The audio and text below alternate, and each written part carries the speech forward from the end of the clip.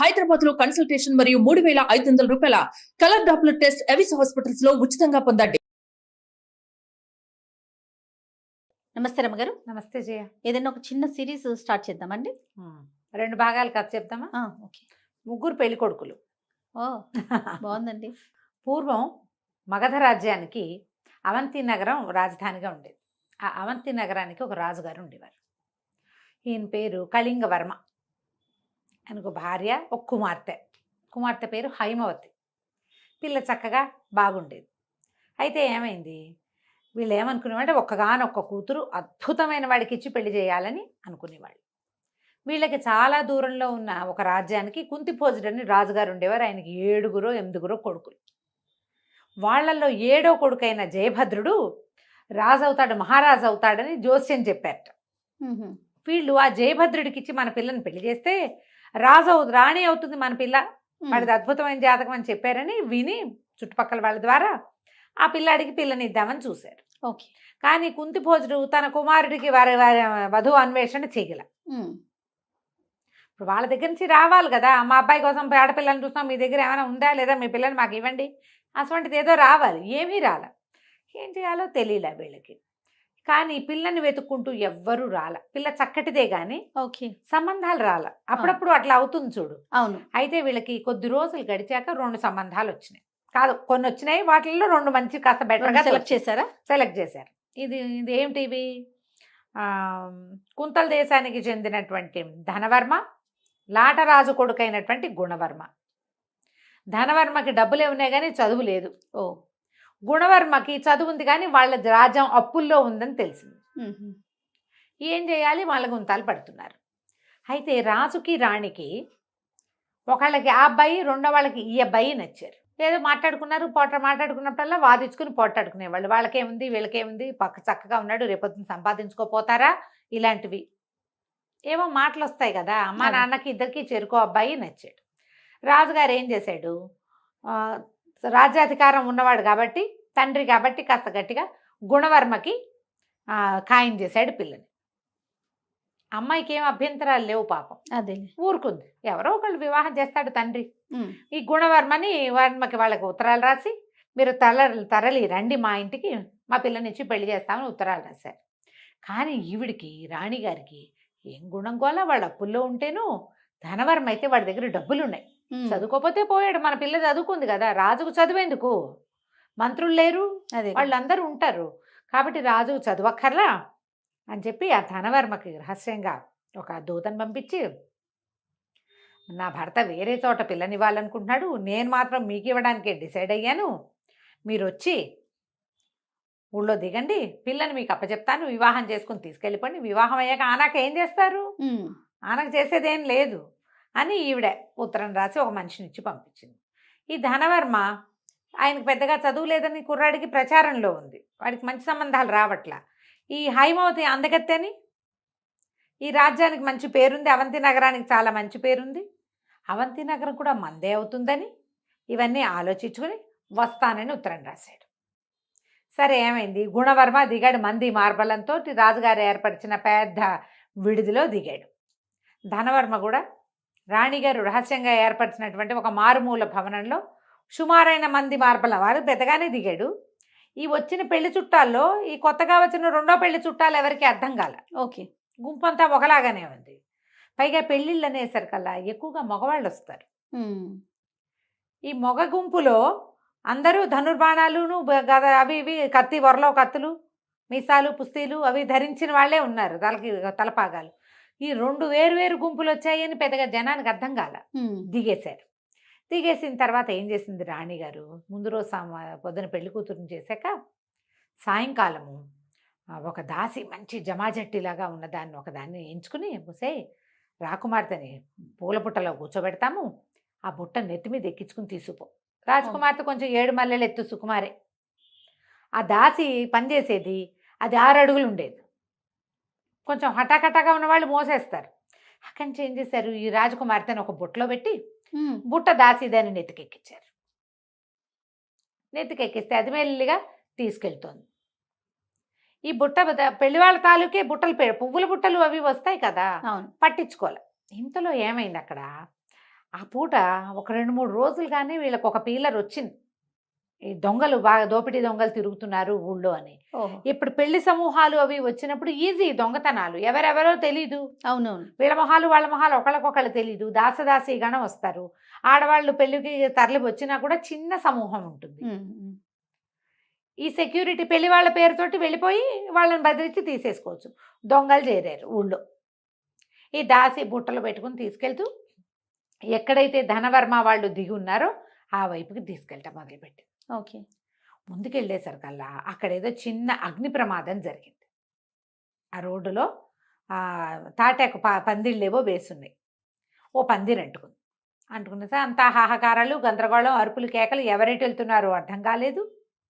ఇట్లాగే ఉంటుంది. అవును. పైగాను వీళ్ళు కొత్తగా ఆ ఊరికి వచ్చిన వాళ్ళు కదా, ఈ ధనవర్మ తాలూకు వాళ్ళు. ఇక్కడ పద్ధతులు ఏంటో తెలీదు. ఏ పక్కకైనా వెళ్తే ఏ సందులో మాయమైపోతామో తెలీదు. ఉమ్, గుర్తు తెలియదు కదా. అవును. దాంతో కాళ్ళు పడదొక్కుంటూ వాళ్ళంతా హైరాన్గా తిరుగుతుంటే ఈ దాసి దానికి ఏం చేయాలో తెలియక బుట్ట అక్కడ దించేసి పరిగెత్తేసరికల్లా ఈ మొత్తం ఇది అగ్ని అంతా ఆరి కొంచెం కాస్త జనం సర్దుకునే సమయానికి నిజంగానే దొంగలు దిగారు. ఓ, ఈ దొంగలు దిగి అటు ఇటు చూసి ఈ పెళ్లి వాళ్ళ ఇంట్లోకి దూరి, వీడు పెళ్లి వాళ్ళంతా బయటకు వచ్చి నుంచున్నారు. చాలామంది ఒకళ్ళు ఇద్దరు వెళ్తున్నారు. ఈ లోపలికి వెళ్తున్న దొంగలను చూసి సైనికులు ఉంటున్నారు. వాళ్ళకి తెలియదు. ఉమ్, లోపల నుంచి చాలా పట్టుకొచ్చేశారు. ఈ పందిరికి ఎడం వైపుగా పెట్టున్న ఈ బుట్ట చూసి ఏదో తినుబండారాలో పువ్వులో ఏవో ఉండుంటాయి. ఈ బుట్ట కూడా లేవ తీసుకుని గుర్రం మీద పెట్టు తీసుకుపోయారు. ఇక అంతే కదా, వెళ్ళిపోయింది. ఉమ్. రాణిగారు ఏమనుకుంటోంది, తెల్లవారుజామున ధనవర్మతో అమ్మాయికి వివాహం అయిపోయింది అనుకుంటుంది. వీళ్ళు తెల్లవారుధామ దాకా చూసి పిల్ల రాలేదు, ఏం చేయాలి, ఇంత దూరం అనవసరంగా వచ్చామని ధూమ్ధామ్ అనుకుంటున్నాడు ధనవర్మ. రాజుగారేమో తెల్లారి మామూలుగా పెళ్ళి అవుతుంది అనుకున్నాడు. తెల్లవారు చూస్తే రాకుమార్తె కనపట్టలేదు. అంతా వెతికారు. భార్య ఏదైనా చేసిందని ఆయన అనుకోలే. వెతుక్కున్నారు. రాత్రి దొంగలు పడ్డారు. అదైంది ఇదైంది ఏవో మాట్లాడారు. ఇంతలో ఏమైంది, ధనవర్మ దగ్గర నుంచి ఓ ఇద్దరు దాసీలు వచ్చి వివాహం సుసంపన్నం కాలేదండి, ఎందుకంటే రాజకుమార్తె రాలేదు.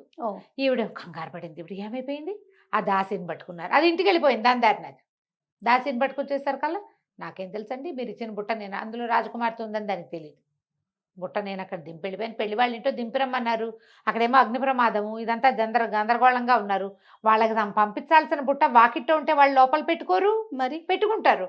అందుకని నేను అక్కడ పెట్టేసి ఏదో పిల్ల ఏమైపోయింది. అక్కడి నుంచి 5-6 సైనికుల్ని, ఒరే బాబు ఇట్లా బుట్టలో పెట్టాను వెతకంటారా అంటే వెతికినా ఏం లేదు, ఎక్కడా లేదు. ఇక చేసేదేం లేదు. వీళ్ళు ఏం చేశారు, ఈ దొంగలు బుట్టలతో మొత్తం సామాన్లన్నీ పట్టుకెళ్ళిపోయారు. పెళ్లి వాళ్ళు లూటీ అయిపోయారు. ఇంత పని చేసావని ధనవర్మ పిచ్చి కోపంలో ఉన్నాడు. మెల్లిగా మాటలు అటు ఇటు మారి ఇక్కడ ఇంకో పెళ్లి కొడుకున్నాడని, పెళ్లి కొడుకు దగ్గరికే పిల్లని పంపారని ఇది తెలిసిపోయింది. ఈ రోడ్డు మీదకి వెళ్ళిపోయిన గుర్రాలు సామాను దొంగలు వీళ్ళని పట్టుకుపోయారు కదా, వాళ్ళు ఎక్కడో అడవిలోకి ఎక్కడికో తీసుకెళ్ళి ఆ సామాన్లన్నీ పంచుకున్నారు. ఏమేమి ఉన్నాయి, అవి ఉన్నాయని. ఎప్పుడైతే ఈ బుట్ట గుర్రం మీద పెట్టారో దాన్ని పువ్వుల బుట్టగా నమ్మారు వాళ్ళు. ఓకే. లేదా తినుబండారాలు అందులో పంచుకునేందుకు ఏముంది, ఆ బుట్టను వదిలేశారు. వీళ్ళంతా కూర్చుని పంచుకుంటుండగా ఇంతలో పులి గాండ్రింపు వినపడింది. వినపడేసరికల్లా వీళ్ళు బెదర్లా దొంగలు. వాళ్ళు ఏమనుకున్నారంటే ఇంతమందిని చూస్తే పులి రాదు, ఎక్కడో గాండ్రిస్తుంది అంటున్నారు. కానీ గాండ్రింపు విన్నవి గుర్రం ఒంటరిగా నిలబడింది. అది సామాన్లు కూడా ఉన్నాయి పైన. బెదిరి పరిగెత్తి ఎక్కడ పరిగెత్తుందో ఎట పడితే అట్ట పరిగెత్తేసేసి ఎక్కడో తన మీద ఉన్న ఆ బుట్టని వదిలేసింది. అది ఆ బుట్ట కాస్త పడిపోయింది. పక్కకు పడంగానే ఈ అమ్మాయి లేచి కూర్చుంది అందులో ఇచ్చి. రాత్రి కొంత మటుకు వచ్చింది, అక్కడ మెలకుగానే ఉంది. తల్లి కూర్చోబెట్టింది. తెల్లవార్లు ఎక్కడికో వదిలే గుర్రం మీద ఇట్లా కదులుతుంటే నిద్ర రాదు, కూర్చుని నిద్రపోయింది. ఇప్పుడు మేలుకు వచ్చింది. తల కింద టాప్మని తగిలేసరికి లేచి చూసుకుంటే నట్ట అడవిలో. ఏం చేయాలో తెలియలే. ఇంతలో ఏమైంది, ఈ పులి భయానికి పరిగెత్తింది కదా, ఆ పక్క నుంచి సడన్గా అడవంతా నిశ్శబ్దంగా అయిపోయింది. పులి వస్తోంది. బెదిరి బిక్క చచ్చి నుంచి ఒక ఆటవికుడొకడు ఆ పక్క నుంచి వస్తూ, పులి కోసమే వస్తున్నాడో వాడు లేడి కోసం వస్తున్నాడో, 2 బాణాలు వేసి పులిని బెదిరించాడు. పులి కాస్త పారిపోయింది. అతని దగ్గరకు వచ్చి ఎవరమ్మాయి నువ్వు ఏమిటి అని అడిగాడు. అడిగితే అమ్మాయి బెబ్బా మమ్మ అంది. తనకి తెలీదు ఏం జరిగిందో. ఏదో పిల్ల ఏమో పెళ్లి కూతురు వేషం, నిన్న పొద్దున పెళ్లి కూతురుని చేశారు కదా. సరే రామ్మా మా ఇంటికి వెళ్దాం, రేపు పొద్దున్నే చూద్దు కానీ ఎక్కడికి వెళ్ళాలో చూద్దు కానీ ఆ పిల్లని వెంబడబెట్టు తీసుకెళ్ళాడు. ఈ ఆటవికుడు పెళ్ళాము మామూలుది కాదు, తాటకి అది. ఆ వెనకాల వచ్చిన పెళ్లి కూతురుని చూడగానే అవురవురా నువ్వు అడవికి వెళ్ళి నువ్వేదో తెస్తావనుకుంటే పెళ్లి కూతురుని వెంబడి పెట్టుకొచ్చావా? తిండి తిప్పలు ఏమైనా తెచ్చుకురావద్దు, నీకు లేదు కుందేలు లేదు, ఈ పిల్లని ఎక్కడి నుంచి తెచ్చావు, దీనికోసమే నువ్వు అడవిలోకి వెళ్ళావంటే కాదే అని వాడిని ఎత్తి మొత్తుకున్నా అది వినలా. తెల్లగా తెల్లారిపోయింది. వచ్చిన ఆ మొత్తం ఆటవికల కుటుంబాలన్నీ చేరేసరికల్లా వాళ్ళందరూ గట్టిగా మొగుడు పెళ్ళాన్ని కేకలేశారు. ఎవరమ్మా అంటే ఇదేం చెప్తుంది ఈ పిల్ల, నేను రాజుగారి అమ్మాయిని, ఎలా వచ్చానో నాకు కూడా తెలీదు అనేసరికి వీళ్ళంతా అన్నారు ఈ పిల్ల వల్ల తగాదా వచ్చింది, మర్యాదగా ఒప్పుకో. అంటే కాదు నాకే వ్యామోహం లేదు, నాకు తెలీదు, నేను అక్కడ కనపడింది తీసుకొచ్చాను, పిల్ల అడవిలో అన్యాయం అయిపోతుందని తీసుకొచ్చానంటాడు వాడు. బావిలో దింపేయాలి ఈ పిల్లని పెట్టారు. అయ్యో బావిలో తోసేస్తాం అంతే. ఇంకా అయ్యో పాపం అంటున్నాడు ఇతను. నువ్వు అయ్యో పాపం అన్నా అంటే నువ్వు వ్యామోహంతో తెచ్చానని ఒప్పుకో అనేసరికి కాదన్నాడు. అయితే సరే పిల్లని నూతిలో దోసేస్తే గొడవ వదిలిపోతుంది అని చెప్పి ఆ పెళ్లి కూతురుగా ఉన్న ఈ పిల్లని వెంబడ పెట్టుకుని అడవిలో ఒక పాడుబడిన నూతిలో తోసేశారు. ఆటవికులు కదా, దేంతో గొడవ వస్తే దాన్ని దోసేయాలంతే మరి లెక్క. తోసి పారేసి చేతులు దులుపుకుని వాళ్ళ దారిని వాళ్ళు వెళ్ళిపోయారు.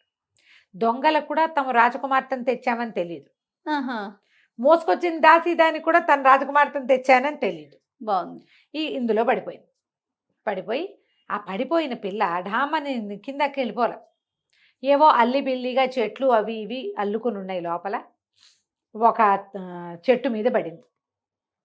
పైనుంచి కొన్ని ఊడల్లాంటివి వేళ్లాడుతుంటే ఆ ఊడ పుచ్చుకుని అట్లా వేళ్లాడుతూ దాని మీద ఉండిపోయింది ఈ అమ్మాయి. ఓ పూటంతా గడిచిన తర్వాత అట్లాగే ఉంది. మరి ఏం చేస్తుంది? ఆకలి శోష వస్తోంది, దాహానికి నీరసం వస్తోంది, నిద్ర ఏం చెయ్యాలో తెలీదు. అట్లాగే వేళ్లాడుతూ ఉండి మెల్లిగా ఎప్పుడో ఒకసారి తలకాయ పేకిస్తే ఎవరో ఒక మొహం కిందకి చూస్తుంది. నూతిలో చూస్తున్నారు ఎవరో, కేకలు పెట్టింది రక్షించండి అంటే ఈసారి మళ్ళీ ఆటవికలు వచ్చి పైనుంచి ఇది ఇంకా చావలేదని 4 రాళ్ళు పైనుంచి పడేస్తే ఏమవ్వాలి? కానీ వచ్చింది ఆటవికుడు కాదు, వీడు ఒక రాజకుమారుడు. ఓహో.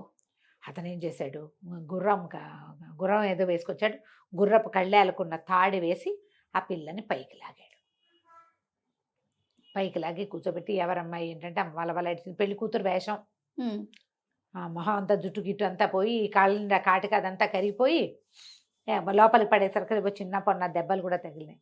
ఆ అమ్మాయి ఏం చెప్పిందంటే నేనేమో రాజుగారి అమ్మాయిని, మరి నిన్న నాకు పెళ్ళి, మా నాన్నేమో ఒక పెళ్లి కొడుకుని తెచ్చాడు, మా అమ్మ ఇంకో పెళ్లి కొడుకుని తీసుకొచ్చింది, వీళ్ళిద్దరూ కాదు 3వ పెళ్లి కొడుకు ఎవరో ఉన్నారు, ఆయన ఎవరో నాకు తెలీదు, నా పరిస్థితి ఏమో ఇలా అయింది, నేను ఇక్కడ పడిపోయాను, ఆటవికులేమో నన్ను ఇక్కడికి దోసేశారు అనేసరికల్లా అతను అన్నాడు నువ్వెవరు అని అడిగింది. నా పేరు జయభద్రుడు అని చెప్పాడు. కుంతిభోజర మహారాజు కుమారుణ్ణి, నేను అడవిలోకి వచ్చాను, దారి తప్పిపోయా, మా సమూహం అంతా ఎటో వెళ్ళింది, మంచినీళ్ళు తాగుదామని నువ్వు దగ్గరకు వచ్చాను, నేను వంగి చూశాక నాకు అర్థమైంది ఇది పాడుబడి నుయ్యి, ఇందులో నీళ్లు లేవు, పెద్దగా ఏం లేవని, సరే నేను నీకు సహాయం చేస్తాను, పద మనం మీ ఊరు వెళ్దామన్నాడు. సరే వాళ్ళ ఊరు వెళ్ళడానికి బయలుదేరారు. తర్వాత ఏమైందో మనం వచ్చే భాగంలో తెలుసుకుందాం. తప్పకుండా రమగారు. నమస్తే. నమస్తే జయ.